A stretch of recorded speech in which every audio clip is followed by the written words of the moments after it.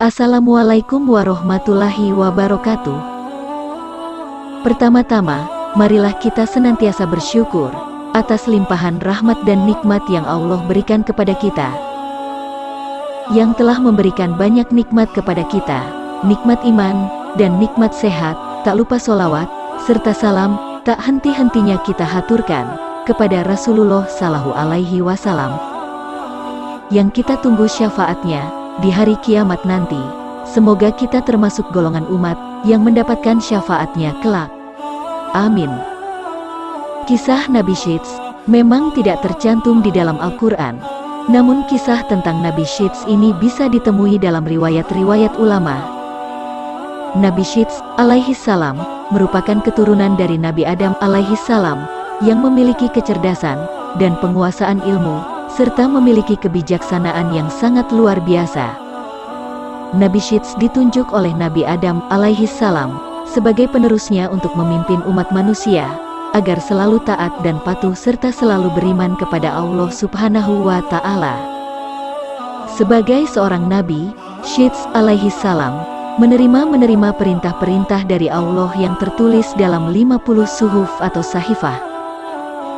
Nabi Syits menjadi nabi yang menerima suhuf terbanyak, diriwayatkan dari Abu Dzar Al-Ghifari dari Rasulullah Shallallahu Alaihi Wasallam, sesungguhnya Allah menurunkan 140 sahifah dan kepada Syits sebanyak 50 sahifah.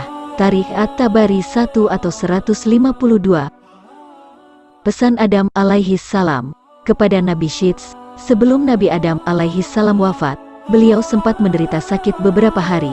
Pada saat itu, Nabi Adam menunjuk anaknya, Syits, untuk meneruskan kepemimpinannya, untuk memimpin umat manusia.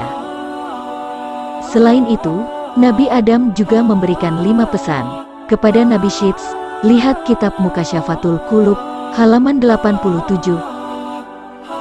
Beliau menyuruh agar wasiat ini juga disampaikan pada cucu-cucunya kelak. Adapun kelima wasiat tersebut adalah sebagai berikut. 1.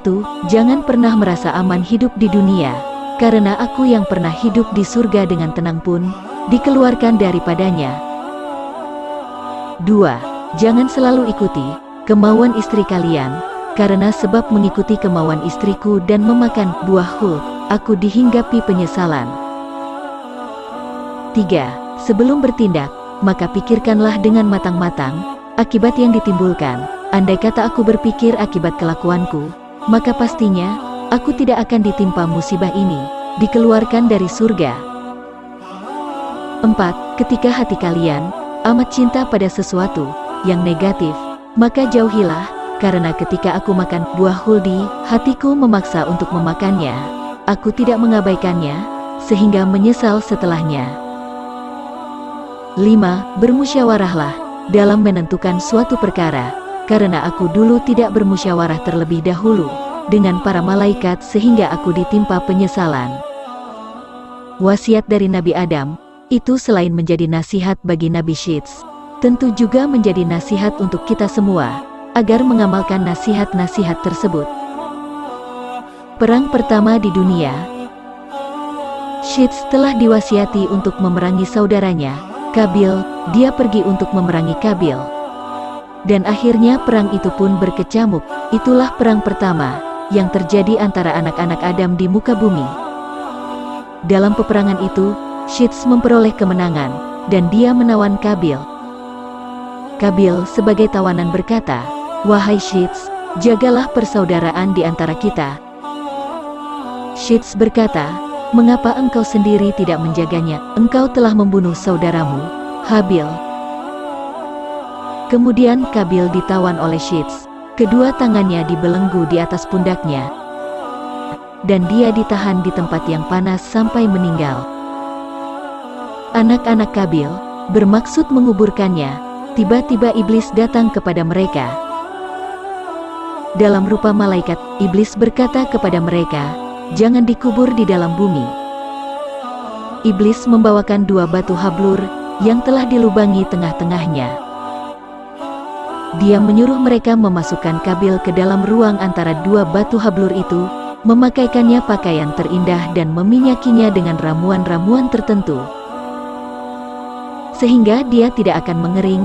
Lalu iblis menyuruh mereka menyimpannya di sebuah rumah, diletakkan di atas kursi yang terbuat dari emas, dan memerintahkan kepada setiap orang yang masuk ke rumah itu untuk bersujud kepadanya sebanyak 3 kali. Iblis memerintahkan kepada mereka untuk merayakan upacara setiap tahun untuknya dan berkumpul di sekitarnya. Kemudian iblis mewakilkan urusan ini kepada setan. Setan itulah yang kemudian berkomunikasi dengan mereka, sehingga manusia terus-menerus sujud kepada Kabil.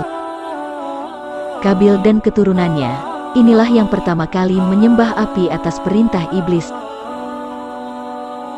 Demikian informasi ini yang dapat kami sampaikan pada kesempatan ini. Semoga dapat bermanfaat bagi kita semua dan dapat kita aplikasikan dalam kehidupan sehari-hari. Lebih dan kurangnya mohon dimaafkan, yang benar datangnya atas bimbingan Allah Subhanahu wa Ta'ala, yang Maha Benar, dan yang salah, khilaf, atau keliru itu datangnya dari kami, sebagai manusia biasa yang tidak pernah luput dari salah, khilaf dan dosa. Jangan lupa dukung channel kami dan channel Islami lainnya, guna mendapat syafaat dalam mencapai ridho dan hidayah Allah Subhanahu wa Ta'ala. Dengan menekan like, share dan subscribe. Terima kasih. Wassalamualaikum warahmatullahi wabarakatuh.